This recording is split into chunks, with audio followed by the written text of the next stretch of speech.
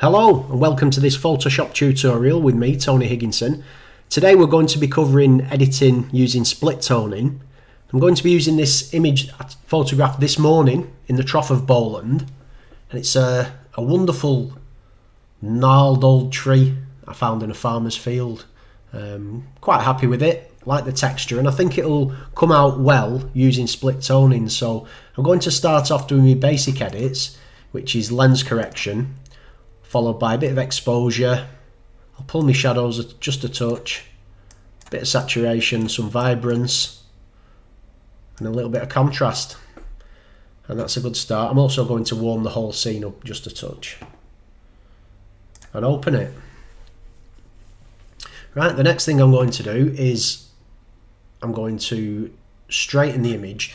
This is actually as the scene was. I shot it handheld, I didn't use a tripod, but it did fall off slightly, the bank downwards, right to left. But I'm going to correct that a bit.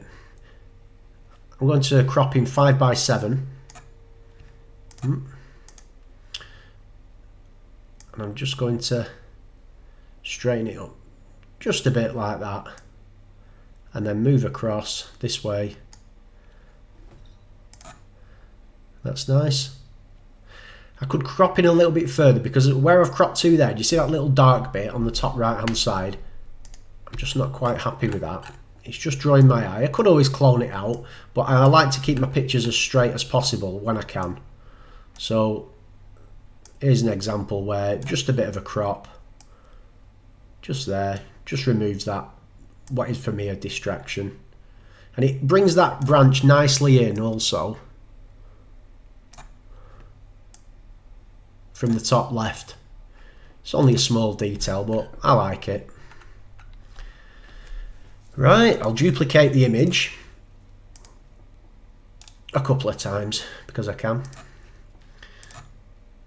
I'll go into camera raw filter,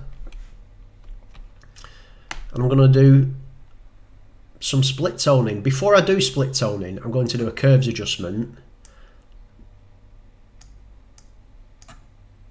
just to flatten the image out. It's like an inverse S really. It's quite popular at the moment in editing, and I'm also going to use a little bit of negative dehaze. I know I added dehaze before, but I'm just going to pull it back just a touch because I think it'll suit this this kind of edit. It was a misty morning, there wasn't loads of mist around, but it just adds to that feeling, that ethereal feel of the photograph. And I'm going to go into the split toning now. And what split toning allows me to do is change the colour of the highlights and the shadows independently. The highlights predominantly are this area of sky, and I think I'm going to keep those a kind of bluey colour. So I'll just add a little bit, play around with that colour. I prefer it slightly towards the green rather than the purple. And then my shadows, which is sort of the tree and the grass, I'm going to warm up there. And once I've done that, this is a little bit yellowy, but so I can push it a little bit to the left just to make it a bit redder. And then I can play with the balance between the two. And I like it a little bit over here to the left. That's nice. I'll go into the fourth box along, which is my individual colour adjustments, the colour channels. And I'm going to adjust the hue of the green. This green here, I'd like it to be a bit warmer.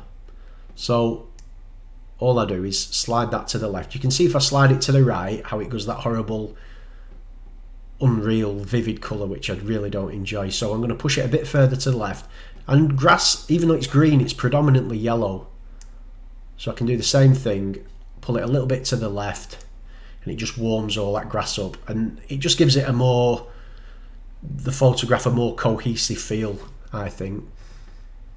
The oranges, which is the tree,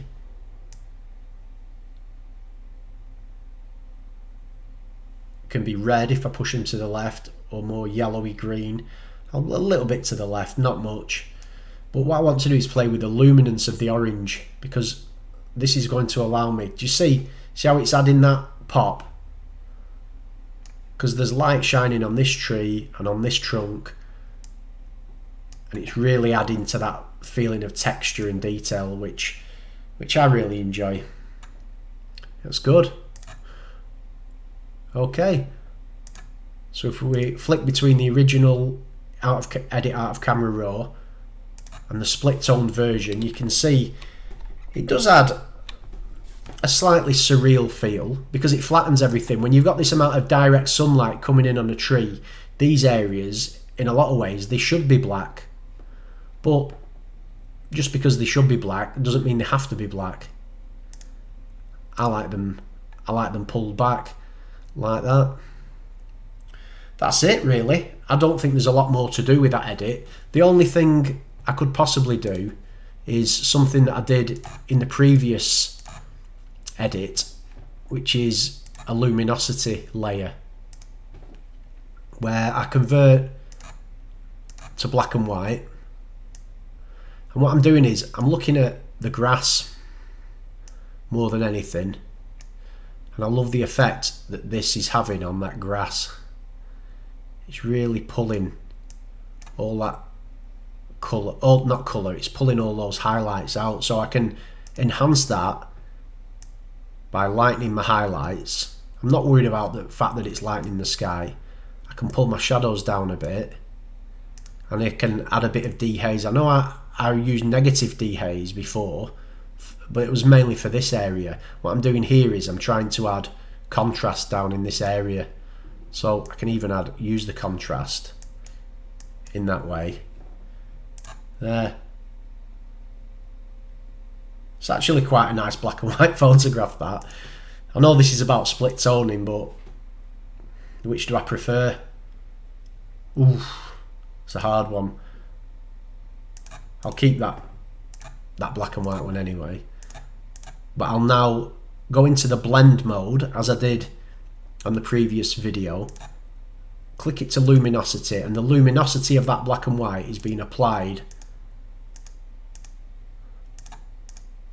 below. So all I'll do is add a black mask by holding Alt and clicking the mask, taking a white brush and painting that luminosity here onto the black, which definitely works for me. I can do the same thing here and just add some of that luminosity onto this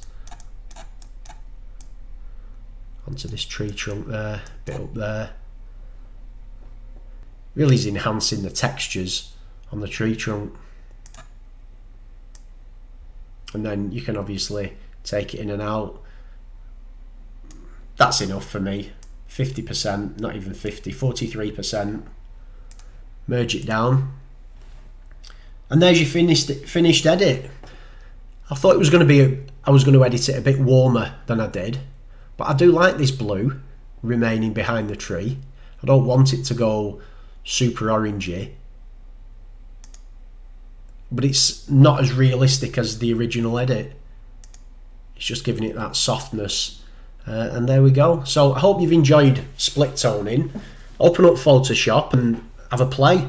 That's the best way to learn anything in Photoshop, and the link below the video will be available if you want to download this high-res image for yourself.